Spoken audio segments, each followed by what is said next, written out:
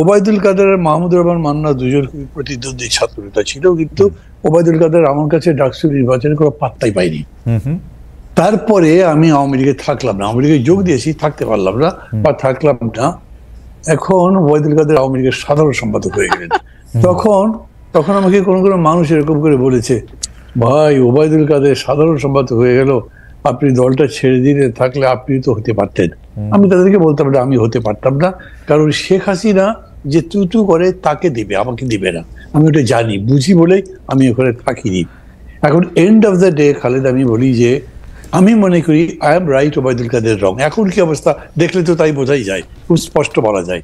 তো এই কারণে যখন প্রশ্নগুলো করেন না আপনারা, বা ধরেন অন্যরা কেউ জিজ্ঞেস করে, যিনি জবাব দিচ্ছেন বা যাকে প্রশ্ন করেছে তাকে আপনার ভাবতে হবে যে এই মানুষটা উইথ অল অডস যেভাবে ফাইট করেছেন, that is the glory, that is the victory. এবং এইটা মানুষের মধ্যে কিন্তু ইনস্টিলড হয়ে যায়। না হলে আমি এখন মানুষের এত ভালোবাসা পাই কেন? আমি কিন্তু অনেস্টলি বলি, আমি মনে করি মানুষের ভালোবাসা আমি প্রায় শিখতে পারছি এখনো, এরকম দেখি। তো সেই কারণে আমি মনে করি যে আমি আমার কথা বলতে পারি মান্না ভাই, আমি যতদিন ধরে এই মানে বিশ্ববিদ্যালয়ে ভর্তি হওয়ার পর থেকে আমি আপনাকে চিনি, আমি আমার কথা বলতে পারি যে আমার সম্মান আপনার জন্য, আমার সম্মান মানে এইটার সাথে আমি জনাব ওবায়দুল কাদেরের তুলনাই করতে চাই না। মানে এটা এক পংক্তিতেই জীবনে বসবে না। সেটা আমি আগেও আপনাকে বলেছি, ওবায়দুল কাদের সাহেব যখন সাধারণ সম্পাদক ছিলেন, মন্ত্রী ছিলেন, বিরাট বড় কিছু ছিলেন, তখনও বলেছি সামনাসামনি, মানে এটার কোনো একটা তুলনাই হতে পারে না, মানে এটা তুলনীয়ই না। আপনি যদি মনে পড়ে গেল উদাহরণটা, সেই জন্য এটা বললাম। এই জন্য আমি মনে করি যে এটা রুল ভারকে জিজ্ঞেস করার দরকারই নাই, সে যেটা করছে করতে থাকবে, টাইম উইল পে হার, এটা আমি মনে করি। যাই হোক, আমি আপনার প্রশ্ন আসি, একটা জিনিস বলি, মানুষ খুব জটিল জিনিস। আমি এটা অনেক চিন্তা করেছি, লোকজনের সাথে কথাবার্তা বলতাম, মানুষ জটিল কেন? কারণ সবচেয়ে জটিল ম্যাটার হচ্ছে ব্রেন। এবং বলে যে একটা ম্যাটার যত জটিল হবে, যত কমপ্লেক্স হবে, তার মানে সেটা তত ডেভেলপ।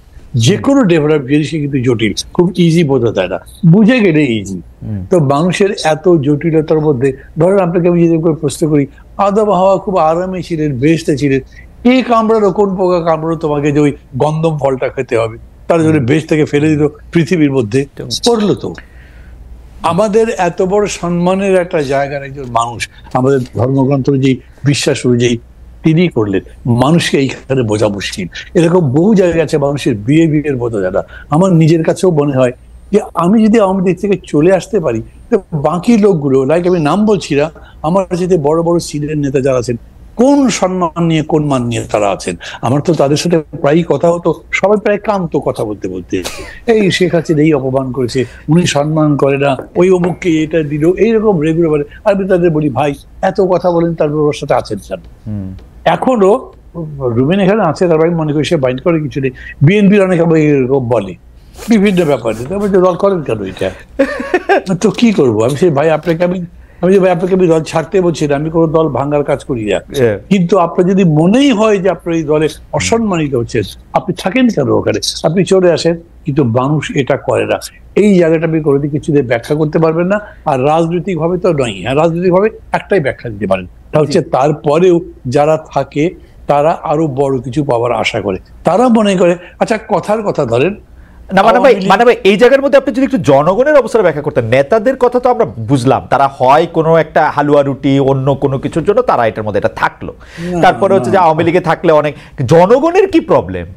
না না, আলাদা করতে পারবেন না তো, আলাদা করতে পারবেন না। এই জন্য যেগুলো অভিজ্ঞতা আমার আছে খুব, আমি যখন প্রথম আমার এলাকাতে ইলেকশন করতে গেছি, তখন তো টেলিভিশনে আমার নাম বলে, আবার এলাকায় এরকম কোনো নেতাই ছিল না যাদের নাম টেলিভিশনে বলে, যাদের নাম রেডিওতে বলে। লোকজন শোনে আর আমাকে দেখে আর বলে, আপনি এত বড় নেতা, আপনার পার্টি কই? আমার পার্টির নাম কি? ডাব বই, এই নাম তো শুনি যাই। হ্যাঁ, তো ঠিক দেখেন, মানুষ আমাকে প্রশ্ন করেছে, আপনাকে যদি আমরা ভোট দিয়ে আপনি যদি জেতেন, আপনি তো সরকার করতে পারবেন না, তাহলে আপনি আবার কাজ করবেন কেমনে? তার মানে মানুষের মধ্যে পার্লামেন্টারি ডেমোক্রেসির ওই ফরম্যাটে তার কাছে আছে যে মানুষ একজন জিতলেই হবে না, তার মেজরিটি পার্টি মেম্বার জিততে হবে, তবে সে সরকার করতে পারবে, না হলে ইন্ডিভিজুয়াল একটাকে চয়েস করার লাভ কি হবে? মানুষ এটা ভাবে। এই জন্যে ডেফিনেটলি আপনার বুর্জোয়া পার্লামেন্টারি ডেমোক্রেসিতে it is a rule of the party. ওই পার্টি না করতে পারলে তো হবে না। আমি মাহমুদুর রহমান মান্না যদি আজকে বাংলাদেশের মানুষ রায় দেয় উনি হচ্ছে বাংলাদেশের সবচেয়ে ভালো মানুষ, সবচেয়ে জ্ঞানী মানুষ, সবচেয়ে বুদ্ধিমান, বিচক্ষণ ইত্যাদি ইত্যাদি, কিন্তু আর কোনো পার্টি নেই, আবার কি দাম আছে? আমি তো ডক্টর ইউনূসের মতো চান্স পাবো। ডক্টর ইউনূস এত বড় নোবেল টোবেল পেয়ে আন্তর্জাতিক ব্যক্তি হওয়ার পরে একটা চান্স পেয়ে উপদেষ্টা হয়েছে, বাকি ওরকম কত লোক আছে কেউ হতে পারেনি। তো কাজে ইন্ডিভিজুয়াল দিয়ে ওরকম পারবেন না আপনি, ওইখানে দল লাগবেই। এবং ওই কারণেই দল যদি বড় হয় তাহলে দলের নেত্রী যিনি তিনি একটা অখাদ্য হলেও মানুষ কি করবে ওটাই মুখে দিয়ে রাখবে, তার কাছে বিকল্প নাই, তো সেরকম করেই রাখবে। এটাকে মানুষের দোষ দিয়ে লাভ নাই। আপনি যদি মানুষের কাছে দলটা থাক, কিন্তু মানুষের মধ্যে এই আকাঙ্ক্ষা আসা উচিত ছিল না, যিনি 3টা নির্বাচন ম্যানিপুলেশন করেছেন, যিনি হচ্ছে বাংলাদেশের সকল প্রতিষ্ঠানগুলিকে ধ্বংস করেছেন, মানে সেটা নির্বাচন কমিশন হোক, পুলিশ হোক, আমলা হোক, বিচার বিভাগ হোক, ইউ নেম ইট, উনি করছেন। মানুষের মধ্যে থেকে এইটা আসা উচিত না, ঠিক আছে আমরা আওয়ামী লীগ করবো কিন্তু উনাকে বাদ দিয়ে এইটা করবো কি জানেন? আমি বিশ্বাস করি, ধরেন আমি বিশ্বাস করি, প্রমাণ দিতে পারবো না, যদি দেশের সামনে নির্বাচন হয় 1 বছর পরে, আমি এটা প্রস্তাব করছি না, আমাকে কেউ ভুল বুঝলে আমি তাদের কাছে ক্ষমা চাইছি, সেই নির্বাচনে আওয়ামী লীগও আছে, ধরেন নির্বাচন করতে পারছে, কেউ কোনো মারপিট করছে না, বাধা দিচ্ছে না, সভা ভাঙছে না, ওই ভোটে আওয়ামী লীগ গো হারাহারি। আমি মনে করি তাই। তারপর ধরেন এই একটা উদাহরণ আছে, যেরকম ফ্রান্সে বাঁকো তো 4 নম্বর পার্টি ছিল, সে জিতলো কিভাবে? আমাদের দেশে এরকম হতে পারে। আমি প্রায় বলি বক্তৃতায়, আমার খুব প্রিয় একটা সেন্টেন্স বলেন, অতিকায় হস্তি বিলুপ্ত হইয়াছে, টিকটিকি টিকি আছে। ওই বড় আছেন এই অহংকার করলে কিন্তু কোনো লাভ হবে না।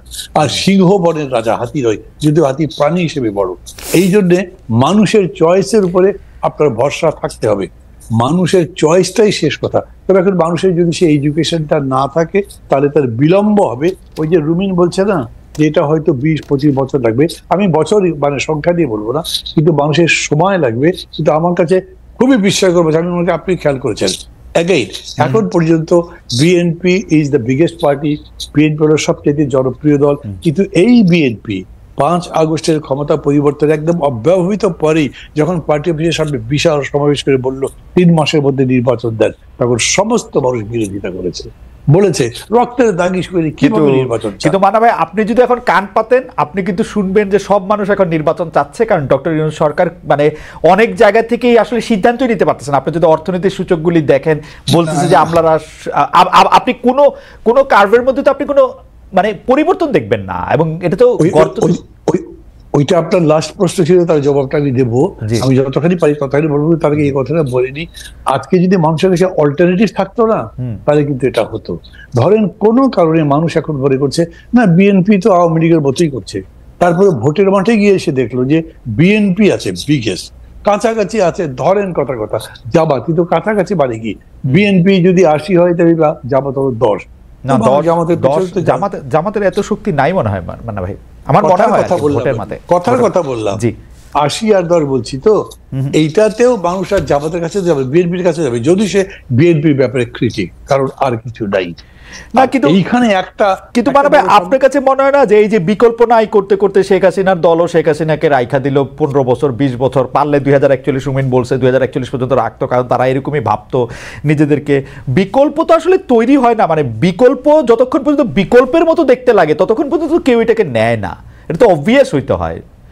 এটা হবে মানে এখন যদি ওরকম করে বলেন তাহলে আমি আমার নিজের কথা বলতে, আমি তো বিকল্প করবার জন্যই আজকে 13-14 বছর ধরে চেষ্টা করছি, আমি বিকল্প হতে পারিনি, কিন্তু মানুষের কাছে আমি অ্যাজ অ্যান ইন্ডিভিজুয়াল একটা অল্টারনেটিভ আমি মনে করি। আমার দল হয়নি, আমিও, দল যদি হতো তো হয়ে যেত।